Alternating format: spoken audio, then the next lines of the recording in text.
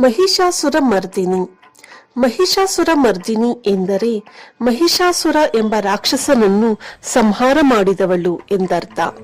ಮಹಿಷಾಸುರ ಮರ್ದಿನಿ ಎಂಬ ದೇವಿ ದುರ್ಗೆಯ ಆಕರ್ಷಕ ಹಾಗೂ ಶಕ್ತಿಯುತವಾದ ರೂಪವಾಗಿದೆ. ಹಿಂದೂ ಪುರಾಣಗಳಲ್ಲಿ ಮಹಿಷಾಸುರನ ಮೇಲೆ ಜಯ ಗಳಿಸಿದ ಈ ಘಟನೆ ಉತ್ತಮದ ಶಕ್ತಿಯು ರಾಕ್ಷಸರ ಆ ಶಕ್ತಿಯನ್ನು ಹೇಗೆ ತೊಡೆದು ಹಾಕುತ್ತದೆ ಎಂಬುದಕ್ಕೆ ದೊಡ್ಡ ಉದಾಹರಣೆಯಾಗಿದೆ. ಮಹಿಷಾಸುರನು ಶಕ್ತಿಯುತ ರಾಕ್ಷಸನಾಗಿದ್ದು ಅವನನ್ನು ಕೊಲ್ಲಲು ದೇವತೆಗಳು ದುರ್ಗೆಯ ಶಕ್ತಿಯನ್ನು ಅವತಾರಗೊಳಿಸುತ್ತಾರೆ. ಮಹಿಷಾಸುರನು ಶಕ್ತಿಯುತ ಭುಜಸಾವದ ರಾಕ್ಷಸ. ಅವನು ಬ್ರಹ್ಮನಿಂದ ವರವನ್ನು ಪಡೆದು ಯಾರಾದರೂ ಪುರುಷರು ಅಥವಾ ದೇವತೆಗಳು ಅವನನ್ನು ಕೊಲ್ಲಲು ಸಾಧ್ಯವಿಲ್ಲ ಎಂಬ ವರವನ್ನು ಪಡೆಯುತ್ತಾನೆ. ಈ ವರದಿಂದ ಮಹಿಷಾಸುರನು ತನ್ನ ಆಕರ್ಷಕ ಶಕ್ತಿಯೊಂದಿಗೆ ಸ್ವರ್ಗದ ಮೇಲೆ ಆಕ್ರಮಣ ಮಾಡುತ್ತಾನೆ ಮತ್ತು ದೇವತೆಗಳಿಗೂ ಭಯ ಹುಟ್ಟಿಸುತ್ತಾನೆ. ಇದರಿಂದ ದೇವತೆಗಳು ಮೆರೆಯುತ್ತಾ ಶಕ್ತಿ ಬಯಸಿ ದುರ್ಗೆ ದೇವಿಯನ್ನು ಸೃಷ್ಟಿಸುತ್ತಾರೆ.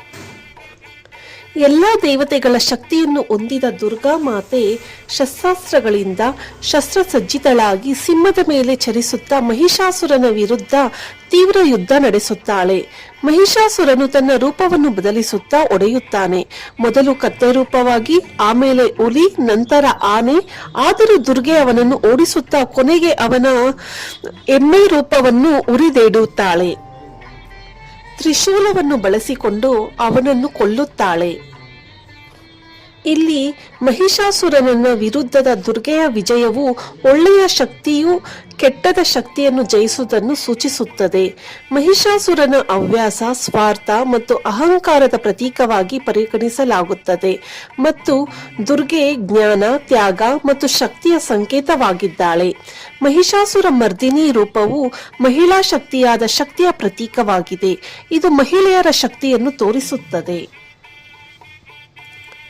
ದುರ್ಗಾದೇವಿಯನ್ನು ಮಹಿಷಾಸುರ ಮರ್ದಿನಿ ರೂಪದಲ್ಲಿ ಆರಾಧಿಸಲು ಪ್ರಸಿದ್ಧವಾದ ಮಹಿಷಾಸುರ ಮರ್ದಿನಿ ಸ್ತೋತ್ರ ಅಥವಾ ಐಗಿರಿ ನಂದಿನಿ ಸ್ತೋತ್ರ ಕನ್ನಡದಲ್ಲಿ ಮತ್ತು ಇತರ ಭಾಷೆಗಳಲ್ಲಿ ಪಠಿಸಲಾಗಿದೆ.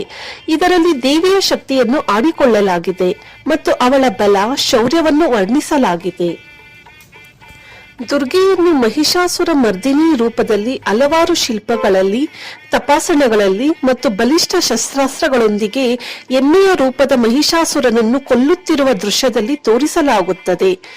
ದಸರಾ ಮತ್ತು ದುರ್ಗಾ ಪೂಜೆ ಎಂಬ ಹಬ್ಬಗಳಲ್ಲಿ ಮಹಿಷಾಸುರನ ಸಂಹಾರವು ದೊಡ್ಡ ಮಹತ್ವ ಹೊಂದಿದ್ದು, ದಸರಾ ಹಬ್ಬದ ಸಮಯದಲ್ಲಿ ದೇವಿಯನ್ನು ಮಹಿಷಾಸುರನನ್ನು ಕೊಲ್ಲುವ ರೂಪದಲ್ಲಿ ಪೂಜಿಸಲಾಗುತ್ತದೆ. ಮಹಿಷಾಸುರ ಮರ್ದಿನಿ ದುರ್ಗೆಯ ಶಕ್ತಿಯ ದುಷ್ಟಶಕ್ತಿಗಳ ವಿರುದ್ಧದ ನಿಷ್ಠೆ, ಶಕ್ತಿ ಮತ್ತು ಧರ್ಮದ ಪ್ರತೀಕವಾಗಿದೆ. ಮಹಿಷಾಸುರ ಮರ್ದಿನಿ ಪೂಜೆಯಲ್ಲಿ ಕೇಸರಿ ಅಥವಾ ನಾರಂಗಿ ದುರ್ಗೆಗೆ ಹೆಚ್ಚಿನ ಪೂಜೆಯಲ್ಲಿ ಈ ಬಣ್ಣವು ಶಕ್ತಿಯ ಪ್ರತೀಕವಾಗಿದೆ. ಕೆಂಪು ಬಣ್ಣವು ಶೌರ್ಯ, ಶಕ್ತಿ ಮತ್ತು ಬಲದ ಸಂಕೇತವಾಗಿದೆ. ದುರ್ಗಾದೇವಿಯು ದೈವಿಕ ಶಕ್ತಿಯನ್ನು ಪ್ರತಿನಿಧಿಸುವುದರಿಂದ ಕೆಂಪು ಬಣ್ಣದ ವಸ್ತ್ರಗಳು ಮತ್ತು ಪುಷ್ಪಗಳ ಉಪಯುಕ್ತ. ಹಸಿರು ಬಣ್ಣ ಶಾಂತಿ ಮತ್ತು ಸಮೃದ್ಧಿಯ ಪ್ರತೀಕವಾಗಿದೆ. ಹಸಿರು ಬಣ್ಣದ ಹೂಗಳನ್ನು ದುರ್ಗೆಗೆ ಸಮರ್ಪಿಸಲು ಬಹಳ ಶ್ರೇಯಸ್ಕರವಾಗಿದೆ. ಕನಗಿಲೆ ಹೂವು ದುರ್ಗಾದೇವಿಗೆ ಸಮರ್ಪಿಸಲು ಅತ್ಯಂತ ಶ್ರೇಯಸ್ಕರ.